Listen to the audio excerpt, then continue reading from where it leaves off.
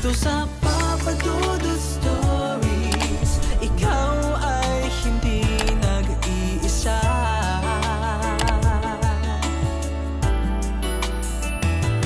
Dito sa Papa Dudut Stories, may nagmamahal sa'yo. Papa Dudut Stories. Papa Dudut Stories. Dear Papa Dudut, sa lahat po ng mga nakatutok ngayon, huwag pong kalimutan mag-like, mag-share at mag-subscribe. Maraming salamat po sa inyong lahat.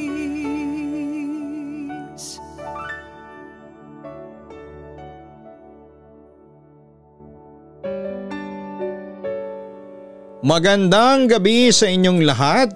Itago mo na lamang ako sa pangalang Jairon. At gustong gusto ko talaga ang mga istorya ng multo. Lalo na sa mga tinatampok mo sa iyong channel, Papa Dudut. At isa talaga sa all-time favorites ko ay yung Secret Society na kwento ng isa mong letter sender. Tumatak talaga yon sa isipan ko kaya na-inspire akong i-share yung sa akin, Papa Dudut. Nung bata pa ako ay mahilig akong magbasa ng mga nobelang horror at mga paranormal na karanasan mula sa iba't ibang tao sa buong bansa. Mahilig din akong mag-research tungkol sa mga nilalang na hindi nakikita ng mga normal na tao.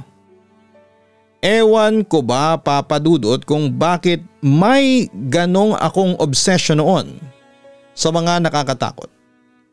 Para bang mas nalilibang ako kapag natatakot ako sa aking mga binabasa, napapakinggan at napapanood na horror.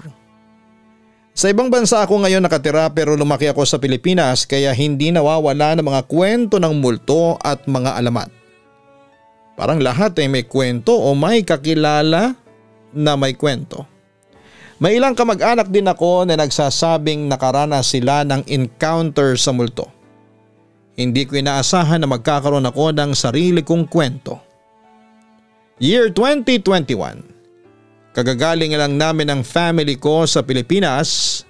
Matagal na kaming hindi nakakauwi. Ilang taon na rin simula nang huli kong makita ang mga kamag-anak ko at ang aming bayan. Medyo kakaiba makita na malalaki na ang mga nakababata kong pinsan. Pero masarap sa pakiramdam na makitang silang muli at makasama sila. Sa unang linggo namin doon, pauwi na kami sa bahay ng tita ko mula sa isang mahabang araw ng pamimili ng mapuntang usapan sa kotse sa mga supernatural na mga pangyayari. Malaki ang impluwensya ng religion at tradition sa ating kultura at minsan ay labis tayong mapamahiin. Maraming kwento ng mga alamat na halimaw sa kulturang Pilipino tulad ng mga tikbalang, kapre, engkanto, aswang, at kapag naririnig ko ang mga ito mula sa aking mga magulang at kamag-anak ay lalo akong nagiging interesado. Palagi ko namang tinitignan ang mga kwentong ito na may halong pag-aalinlangan at matinding takot. Astig at kakaiba sila. Pero masaya akong mamumuhay ng hindi makakatagpo ng anuman sa kanila kung totoo man sila. Kahit nang lumipat ako sa Amerika, nag-iingat pa rin ako sa mga nilalang na yon. Ayun, habang nasa kotse nagkwekwento ang mga pinsan ko ng mga kakaibang nakita at karanasan nila. Lahat ay may iba't ibang antas ng paniniwala at kabaliwan. Nagkwento din si tatay ng mga kwento mula sa kanyang kabataan kung paano niya nakasalamuha ito at yung kasama ang kanyang mga kaibigan. Palagi siyang madrama sa kanyang pagkukwento. Masaya naman lahat pero sa buong usapan ay tahimik lang si nanay. Siya yung tipo ng taong mapagtanong at palaging dinidismiss sa mga kwento bilang kalokohan lang. Pero sa sandaling yon, mukhang may sasabihin siya. Nakuha ang curiosity ko at sa wakas ay tinanong ko siya kung meron siyang anumang karanasan sa multo. Tinignan niya ako at tumango. Noong panahon ng kolehiyo niya, habang nag-aaral siya para maging isang nurse. Nakatira siya sa campus ng isang napakalaking paaralan na hindi kalayuan sa syudad kung saan ako pinanganak. Mahirap ang kalagayan ng pamumuhay at 4 sila na kailangan maghati sa kwarto na kalahati ng laki ng isang ordinaryong dormitoryo sa college sa Amerika. Higit pa rito, ang campus ay dating ginagamit bilang infirmary noong World War II. Dahandang sundalo mula sa magkabilang panig ang dumaan at namatay sa loob ng mga pader ng hospital na yon. Ang mga nakatira sa mga dorm ay nagkukwento ng mga kakaibang ingay sa gabi. Mga yabag, may hinang alingaw-ngaw at pagkatok ang naririnig sa ilang bahagi ng gusali. May mga sabi-sabi din na ang lugar ay pansamantalang ampunan noon at ilang bata ang namatay doon. Sabi nila ay maririnig mo ang tawanan ng mga bata sa mga dingding kung makikinig kang mabuti. Sa ilang pagkakataon ay nagigising si nanay at ang kanyang mga kasama sa kwarto sa mahihinang tunog ng paggalaw. Parang may maliliit na gumagalaw. Kapag tinitingnan nila, wala silang nakikita, kaya binaliwala lang nila at bumalik sa pagtulog. Kinabukasan lang nila makikita ang parang mga bakas ng paa sa dingding at kisame na sukat ng sa bata. Ang isa sa mga kasama niya sa kwarto ay lumipad pagkatapos noon. Isang gabi, isang malapit na kaibigan ni nanay ay pabalik na sa kanyang kwarto pagkatapos ng isang huling session ng pag-aaral.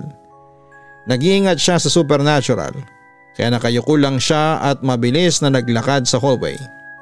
Habang dumadaan siya sa isa sa mga walang laman na kwarto, may pumukaw sa kanyang mata. Ang malaking kwartong yon ay dating triage area noong hospital pa ang lugar. Ang mga luma at kalawangin na kama ay naiwan doon at ang kwarto ay ginagamit para sa imbakan. Sabi niya nakita niya ang kalahating dosenang lalaki na nakahiga sa mga kama. Mukha silang sugatan at nakabandage at nakasuot sila ng parang uniforme ng Amerikanong sundalo mula sa World War II. Nakatayo siya doon, hindi gumagalaw habang nararamdaman niya ang pinakamalamig na hangin na naranasan niya sa kanyang buhay. Tapos isa sa mga sundalo ay biglang umupo ng tuwid at dahan-dahang lumingon sa kanya. Sapat na yon para bumalik siya sa kanyang diwa at tumakbo siya patungo sa kanyang kwarto. Nang makarating siya sa kanyang dorm at sinabi niya sa kanyang mga kaibigan ang kanyang nakita, ang mga matatapang sa grupo ay pumunta sa kwarto upang mag-imbestiga. Nang makarating sila doon ay walang laman ng mga kama. Isang taong mapagtanong, hindi pinaniwalaan ni nanay ang mga kwentong yon. Yon ay hanggang isang umaga nang maranasan niya ang isang bagay na nagpabago sa kanyang pananaw at gumugulo sa kanya hanggang ngayon. Sa umaga bago magklase, maagang nagigising si nanay para mauna siya sa mga shower sa banyo ng community. Hindi naman mahirap dahil marami sa mga nakatira ang nakumbinsi ang sarili na talagang haunted ang lugar. At ayaw nilang lumabas ng mag-isa ng ganong kaaga. Kadalasan ay hindi pinapansin ni nanay ang mga kwentong yon at palagi siyang maaga sa klase. Noong umagang yon, ginawa niya ang kanyang usual routine at walang naging aberya. Habang pabalik siya sa kanyang kwarto, narinig niya. Sabi niya ay parang may mga bulong. Huminto siya at lumingon. Sa dulo ng hallway ay may isang figure na nakatayo sa dulo lang ng dilim. Hindi maganda ang kondisyon ng mga ilaw sa bahaging yon kaya madilim. Gayunpaman nakita ni nanay na ang figure ay nakasuot ng pangmadre. Wala itong saysay dahil walang madre sa campus at ang pinakamalapit na simbahan ay ilang milya ang layo sa lugar nila. Nanatiling kalmado, lumingon si nanay at lumakad palayo. Binilisan niya ang kanyang lakad at ang kanyang sariling mga yabag ay umaalingaw-ngaw sa walang laman na hallway. Pilit niyang pinakinggan ang iba pang ingay ngunit wala siyang narinig. Nang lumingon siya pakanan sa isa pang hallway, nakita niya ang madre sa gilid ng kanyang mata. Mas lumapit na ito at tiyak na sinusundan siya. Habang palapit siya sa kanyang dorm, lumingon ulit siya. Nasa dulo ng hallway ang madre kasing layo sa kanya nang una niya itong makita. Nakatayo lang ang madre na parang kanina pa siyang nakatayo roon. Mabilis na naabot ni nanay ang kanyang pinto at nahirapang buksan ito. Naglakas loob siyang sumulyap ulit ngunit nawala na ang madre. Nakahinga ng maluwag si nanay. Binalikan niya ang lock. Habang ginagawa niya, gumagalaw siya para kunin ang kanyang mga gamit at nakaramdam ng isang hindi likas na lamig. Dahan-dahan siyang lumingon sa kanan at nandun na ito ang madre sa kabilang dulo ng hallway. Ngayon mas malapit na siya at ganap na nasa liwanag. Sa instinct ay pinihit ni nanay ang doorknob at binuksan ang pinto. At doon ay tumakbo palabas ang bata. Isang maliit na bata na kasing edad ng kindergarten. Ang tumakbo palabas ng kanyang dorm room. Sumagi sa kanyang binti at tumakbo patungo sa madre. Tumatawa ng inosente ang bata na parang naglalaro ng tag.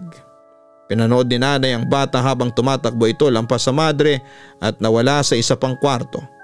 Pagkatapos ng ilang sandali ay lumingon ang madre at sinundan ang bata. Nagtanong-tanong si nanay pagkatapos ng karanasang yon at nalaman niya na ang huling beses na may mga bata o madre sa campus ay noong pansamantala itong ampunan ilang taon nang nakakaraan. Isanarado nila ito pagkatapos ng isang trahedyang sunog na ikinamatayan ng dose-dosenang bata at ilang madre na nag-aalaga sa kanila. Wala na siyang naranasang kakaiba pagkatapos noon. Pagkatapos niyang ikwento ang istoryang yon, lahat kami ay natahimik sa aming mga upuan. Akalain mo ang dami palang itinatago ni mama. Tuwang-tuwa ako ngunit natakot din ako sa mga narinig ko. Samantala, Papa Dudut, noon may interest lang ako sa paranormal. Hindi naman seryoso at malayo sa pagiging obsession. Hindi ako naglalayon na patunayan na totoo ang afterlife o determinado na alamin kung totoo ba ang mga multo at espiritu para makahanap ng kahulugan sa magulong mundong ito. Naniniwala ba ako sa supernatural? Hindi naman. Pero bukas ako sa posibilidad. Ang interes ko doon ay para lang libangan. Parang yung mahilig sa horror movies o magnet ng sweater. Sa totoo lang, kahit mahilig akong magbasa ng mga alamat at mahilig makinig ng mga kwento ng multo, natatakot din ako sa kanila. Ang imagination ko na napupuno ng mga nabasa ko at mga nakakatakot na pelikula na napapanood ko ay laging nangunguna sa akin kapag ako'y nag-iisa sa dilim.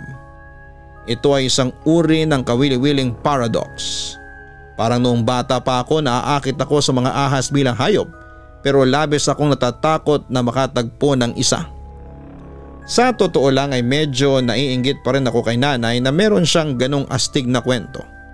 Sana sa sandaling yon ay meron din akong sariling kwento. Well, be careful what you wish for, ika nga. Pagdating ng huling bahagi ng biyahe, binisita namin ang tito ko na nakatira sa ilang bayan. Doon ay nakatira siya kasama ang kanyang pamilya kung saan ay pinapatakbo niya ang isang napakalaking negosyo sa pagsasaka. Papunta doon ay dumaan kami sa isang mahaba na tulay na bumabaybay sa isang matarik na bangin na may ilog sa ibaba. Habang dumadaan, ang aming sasakyan sa tulay ay hindi ko maiwasang makaramdam ng deja vu. Meron namang dahilan dahil ilang beses na akong dumaan sa tulay na yon noong bumisita ako sa aking tito at mga pinsan. Gayunpaman, sa ilalim ng pakiramdam na yon ay isang pakiramdam na purong takot at pangamba. Parang may masamang nangyari dito at sa paano man ay may direktang nakakaapekto sa akin. Isang malalayong alaala sumisigaw upang maalala. Sakto namang sinabi ni tatay na ang tulay na ito ay kilalang kilala sa mga kalapit na bayan at lungsod dahil sa White Lady. Ngayon, tulad ng kapre o tikbalang, ang White Lady ay isa pa sa mga karaniwang kwento ng multo na sinasabi sa buong bansa. Siya marahil ang pinaka kilala dahil ang iba't ibang bansa ay meron ding sariling version nito. Sa Amerika kadalasan ay tinatawag siyang Lady in White. Sa kulturang Espanyol, siya ay La Llorona. Ang pangunahing ideya ay nananatili. Isang babaeng parang multo na nakasuot ng mahabang puting damit at mahabang maitim na buhok ang nakatayo sa gilid ng mga liblib na kalsada. Naghihintay na sumakay. Nagkakaiba ang mga sitwasyon ngunit sa Pilipinas kung hihinto ka at pasasakayin mo siya, tahimik siyang papasok sa backseat mo. Kung hindi mo siya kakausapin ay hahayaan ka niya hanggang sa mawala siya sa iyong sasakyan. At pagkaraan ng ilang distansya, kung makita mo siya sa kalsada at patuloy ka lang sa pagmamaneho, bigla siya magpapakita sa iyong sasakyan na maaaring magdulot ng isang disgrasya. Ang aral ay mas mabuting pasakayin siya kesa hindi. Pagdating namin sa malaking bahay ng tito ko, hindi ko maalis ang pakiramdam na ang tulay ay sa paano man ay direktang nakaapekto sa akin. Pagkatapos ng masarap na hapunan at isang round ng video games kasama ang aking mga pinsan, nakita ko ang tito ko sa balkonahe na umiinom. Inaalok niya ako ng beer dahil nasa tamang edad na ako at umupo ako sa tabi niya. Tito, naalala niyo pa ba ang tungkol sa tulay na yon sa labas ng bayan? Ibinalik niya ang kanyang inumin at tinignan ako ng ilang sandali. Direktang sinabi niya, "Masyado ka pang bata nang nangyari yon. Siguro hindi mo na masyadong naaalala." Ngayon, lubos akong na-intrigue. Kailangan kong malaman, ano po ba talaga ang nangyari? Insist ko. Ang kanyang mainit ng ngiti ay nawala at ikinuwento niya ang kanyang istorya. Habang nagpapatuloy ang kwento ay nagsimulang bumalik ang mga alaala sa aking isipan. Mga alaalang matagal ko nang sinikap na kalimutan pero patuloy pa rin akong ginagambala. Ang lahat ng detalye ay dumating sa akin ng napakalinaw na parang nangyari lamang kahapon. Pagkatapos niyang matapos ang kwento ay walang duda nakatagpo ako ng multo noon.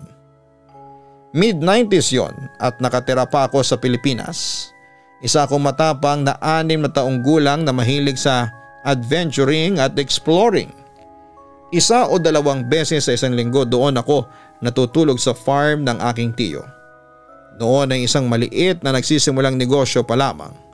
Mas maliit ang bayan noon at medyo liblib.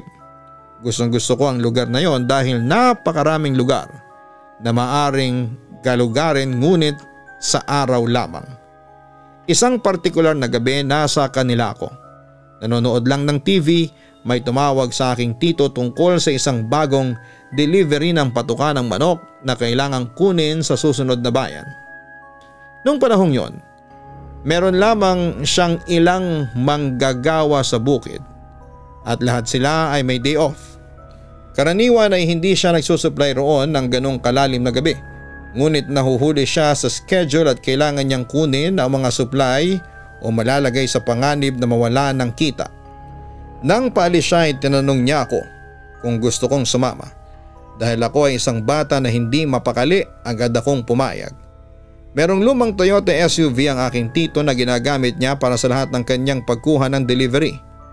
Umupo ako sa pangalawang hilera, ang aking karaniwang pwesto habang ang aking tito ay umupo sa driver's seat. Karamihan sa paglalakbay ay walang nangyari. Halos alas 11 na ng gabi, kaya halos wala ng ibang sasakyan sa kalsada. Sa pagtawid namin sa tulay sa unang pagkakataon ay walang nangyari. Noong panahong yon, bagong gawa ang tulay. Gawa ito noong nakaraang taon matapos sirain ng huling bagyo ang orihinal na tulay. Naglagay pa nga ang lungsod ng mga ilaw sa kalye sa bagong tulay para sa mas magandang visibility. Malaking bagay yon dahil wala ng ibang kalapit na kalsada ang may mga ilaw sa kalye. Dumating kami sa susunod na bayan at tinulungan ko ang tito ko na magkarga ng mga supply. Well, hanggang sa kaya lang ng isang maliit na 6 taong gulang. Pabalik na kami nang mangyari yon. Nakaupo ako sa backseat, nakatingin lang sa bintana nang wala sa sarili nang maramdaman kong bumagal ang kotse. Malapit na kami sa tulay at napansin kong may mali. Masyado akong maliit para makita sa ibabaw ng upuan at sa windshield pero ramdam kong patay lahat ng ilaw sa tulay. Sa puntong ito ay bumagal ang kotse hanggang sa gumapang na lamang. "Anak, bakit hindi ka nalang humiga at matulog ng kaunti?" sabi ng tito ko mula sa harapan. Parang may mali sa boses niya. Parang natatakot siya at pinipilit na itago yon. "Hindi po, okay lang. Hindi po ako inaantok. Please gawin mo na lang para sa akin, okay?" Seryoso ang boses niya pero kontrolado. Karaniwan ay palabiro lang si tito, kaya kapag naging seryoso siya, alam mong kailangan mong magbigay pansin. "Sige po," sabi ko habang humiga ako sa upuan ng patagilid. Sandali ko nakita ang mga mata ng tito ko sa rear view mirror. Nagpapakita ito ng malinaw na takot. Naramdaman ko ang pamilyar na kalog na hudyat na nasa tulay na kami. Tapos ay huminto ang kotse. "Ipikit mo ang mga mata mo, ha? Ano man ang mangyari, ipikit mo lang." "Sige po." Nagsimula na akong matakot. Hindi ko alam kung ano ang nangyayari o kung bakit kailangan kong ipikit ang aking mga mata. Ano man ang mangyari, mahigpit kong ipinikit ang mga ito. Pagkatapos nangyari ang pinakakakaibang bagay. Nagsimulang kumanta ang tito ko. Isang tradisyonal na awiting bayan ng Pilipino yon at isang beses ko lang narinig dati. Halos isang taon na ang nakalipas. Nagkaroon ng matinding pag-aaway ang tita at tito ko, yung tipong nagtapunan ng gamit sa kwarto. Nasa bahay nila ako noon at kami ng aking mga pinsan ay nanatili sa kanilang kwarto. Takot na takot ako at naghihintay na lumipas ang gulo. Isang oras pagkatapos ay pumasok ang tito ko sa kwarto at humingi ng sorry sa pag-aaway. Pagkatapos ay nagsimula siyang kantahin ang awiting yon para patulugin kami. Napakaganda ng melody at hindi ko alam na ganon kagaling kumanta ang aking tito. Hindi niya ito ginawa ulit. At least hindi hanggang sa sandaling yon nang nasa madilim na tulay kami. Napakaganda pa rin ang tunog ng kanta pero ramdam kong nanginginig ang boses niya, Papa Dudut. Hindi naman kalakihan ang kotse pero maliit akong bata at malawak ang espasyo sa pangalawang hilera.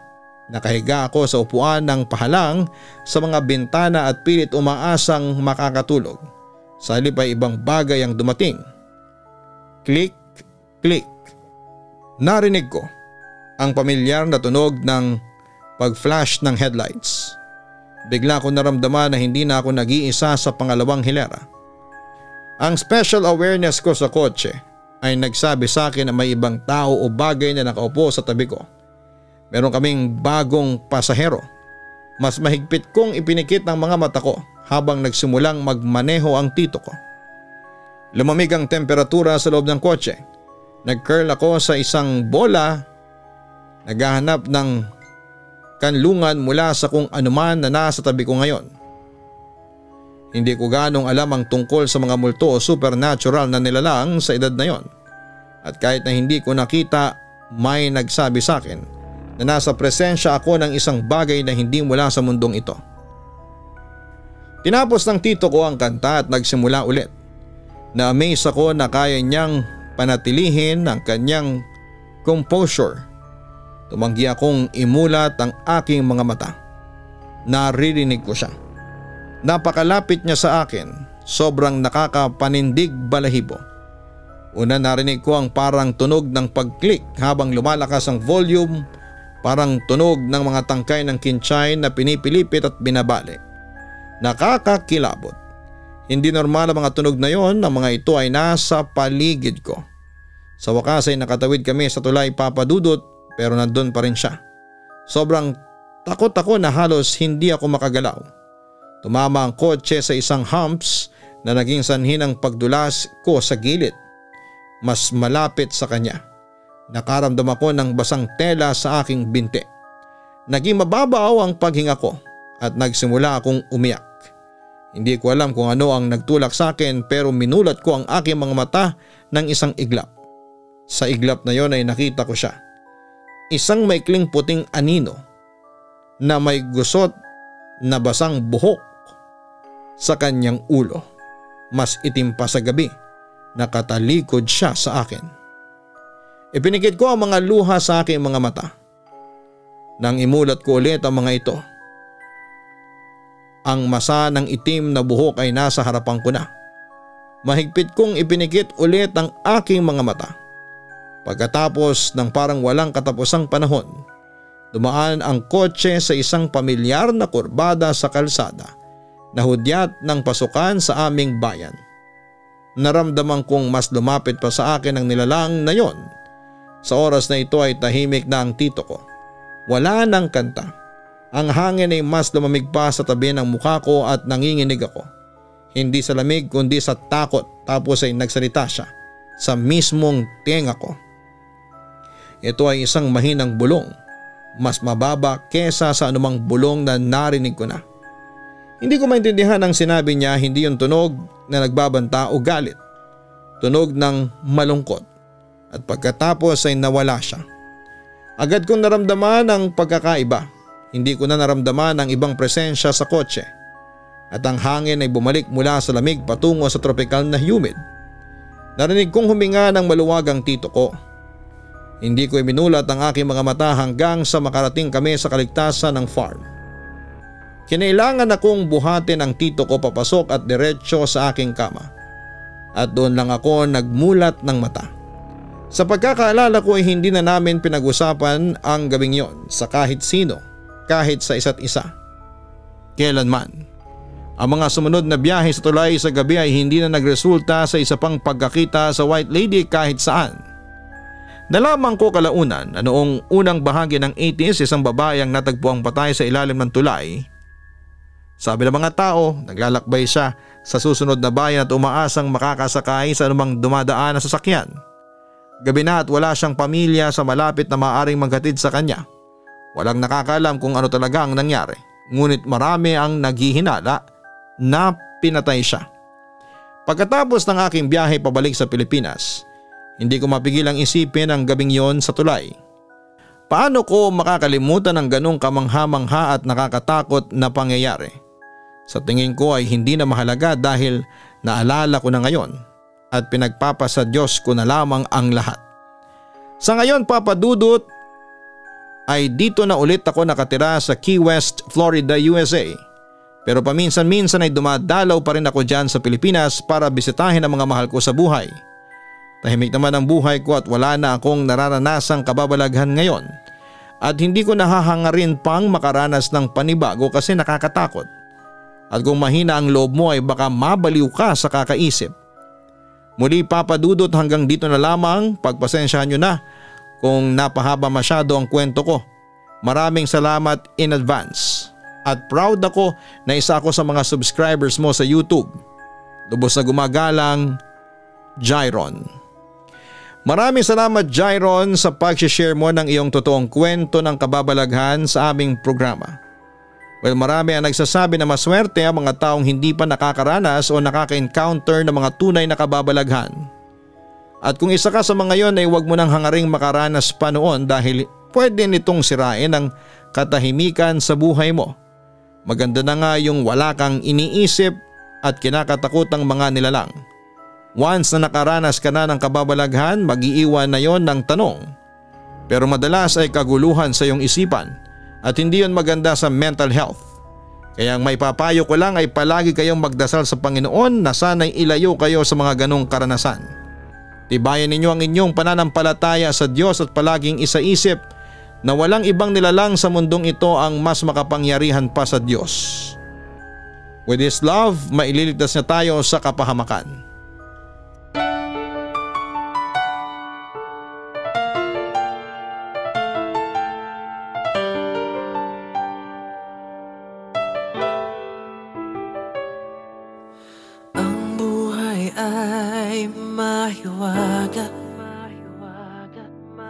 Laging may lungkot at saya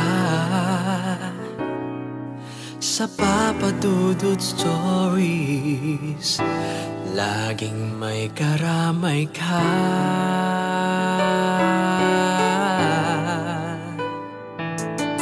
Mga problemang kay bigat, dito ay pakikinggan ka. Sa Papa Dudut Stories, kami ay iyong kasama. Dito sa Papa Dudut Stories, ikaw ay hindi nag-iisa.